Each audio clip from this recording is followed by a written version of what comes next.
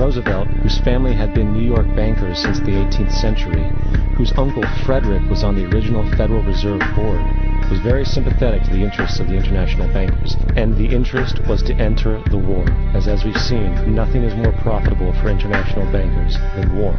In a journal entry by Roosevelt's Secretary of War Henry Stimson, dated November 25, 1941, he documented a conversation he had with Roosevelt.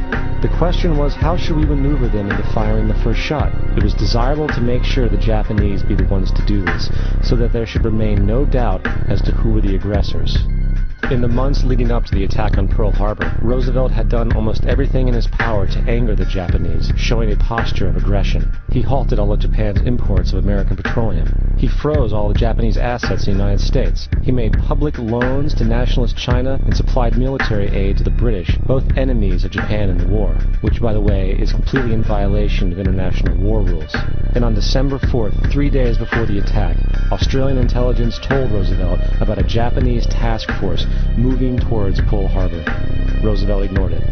So, as hoped and allowed, on December 7, 1941, Japan attacked Pearl Harbor, killing 2,400 soldiers. Before Pearl Harbor, 83% of the American public wanted nothing to do with the war. After Pearl Harbor, 1 million men volunteered for the war. It is important to note, Nazi Germany's war effort was largely supported by two organizations, one of which was called IG Farben.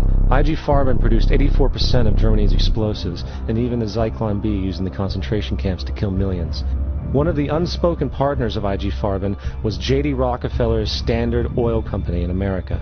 In fact, the German Air Force could not operate without a special additive patented by Rockefeller's Standard Oil. The drastic bombing of London by Nazi Germany, for example, was made possible by a $20 million sale of fuel to IG Farben by the Rockefeller Standard Oil Company. This is just one small point on the topic of how American business funded both sides of World War II. One other treasonous organization worth mentioning is the Union Banking Corporation of New York City. Not only did it finance numerous aspects of Hitler's rise to power, along with actual materials during the war, it was also a Nazi money laundering bank, which was eventually exposed for having millions of dollars of Nazi money in its vaults. The Union Banking Corporation of New York was eventually seized for violations of the Trading with the Enemy Act. Guess who the director and vice president of the Union Bank was? Prescott Bush, our current president's grandfather, and of course our former president's father. Keep that in mind when considering the moral and political dispositions of the Bush family. Vietnam. The United States' official declaration of war on North Vietnam in 1964 came after an alleged incident involving two U.S. destroyers being attacked by North Vietnamese PT boats in the Gulf of Tonkin. This was known as the Gulf of Tonkin incident. This single situation was the catalytic pretext for massive troop deployment and full-fledged warfare. One problem, however, the attack on the U.S. destroyers by Vietnamese PT boats never happened. It was a completely staged event to have an excuse to enter the war. Former Secretary of Defense Robert McNamara stated years later that the Gulf of Tonkin incident was a mistake, while many other insiders and officers have come forward, relaying that it was a contrived farce, a complete lie. Once in the war, it was business as usual. In October 1966, President Lyndon Johnson lifted trading restrictions on the Soviet bloc, knowing full well that the Soviets were providing upwards of 80% of North Vietnam's war supplies. Consequently, Rockefeller interests financed factories in the Soviet Union, which the Soviets used to manufacture military equipment and send it to North Vietnam. However, the funding of both sides of this conflict was only one side of the coin. In 1985, Vietnam's rules of engagement were declassified. This detailed what American troops were and were not allowed to do in the war. It included absurdities like North Vietnamese anti-aircraft missile systems could not be bombed until they were known to be fully operational. No enemy could be pursued once they crossed the border of Laos or Cambodia. And most revealing of all, the most critical strategic targets were not allowed to be attacked unless initiated by high military officials. Apart from these imposed ludicrous limitations, North Vietnam was informed of these restrictions and therefore could base entire strategies around the limitations of the American forces. This is why the war went on so long. And the bottom line is this: the Vietnam War was never meant to be won, just sustained. This war for profit resulted in 58,000 American deaths and 3 million dead Vietnamese. So, where are we now?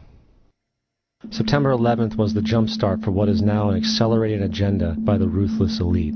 It was a staged war pretext no different than the sinking of the Lusitania, the provoking of Pearl Harbor, and the Gulf of Tonkin lie. In fact, if 9/11 wasn't a planned war pretext, it would be an exception to the rule. It has been used to launch 2 unprovoked illegal wars, one against Iraq and one against Afghanistan. However, 9/11 was a pretext for another war as well, the war against you.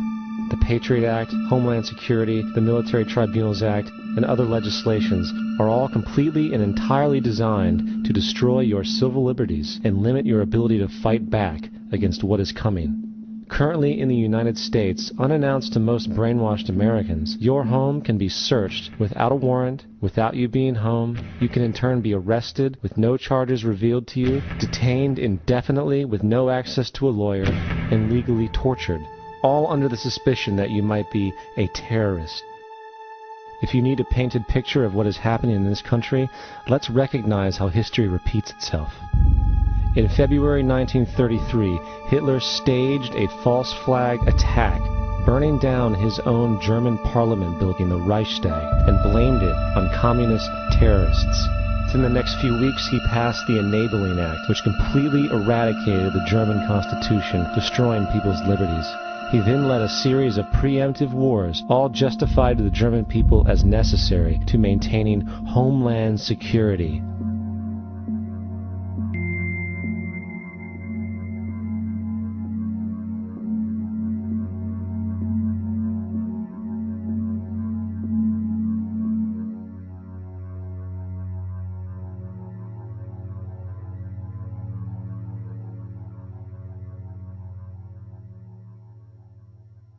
Am Schicksal des Kommunismus und der sich mit ihm verbrüdernden anderen Organisationen ändert dies nichts. Our enemy is a radical network of terrorists and every government that supports them. It's time to wake up. The people in power go out of their way to make sure that you are perpetually misled and manipulated. The majority's perception of reality, especially in the political arena, is not their own. It is shrewdly imposed upon them without them even knowing it. For example, the public at large actually believes the invasion of Iraq is going badly, as sectarian violence doesn't seem to stop. What the public fails to see is that the destabilization of Iraq is exactly what the people behind the government want. This war is to be sustained so the region can be divided up, domination of the oil maintained, continual profits reaped for the defense contractors, and most importantly, permanent military bases established to be used as a launching pad against other oil-bearing, non-conforming countries such as Iran and Syria. For further implication that the civil war and destabilization is purely intentional, in 2005, 2 elite British SAS officers were arrested by Iraqi police after being caught driving around in their car shooting at civilians while dressed up as Arabs. After being arrested and taken to a jail in Basra, the British Army immediately requested the release of these men. When the Basra government refused, British tanks came in and physically broke out the men from the Basra prison. If you wish to destroy an area, how do you do it?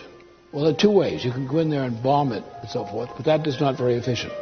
What you do is you try to get the people in that area to kill each other and to destroy their own territory, their own farms. And that's what's been done in that area.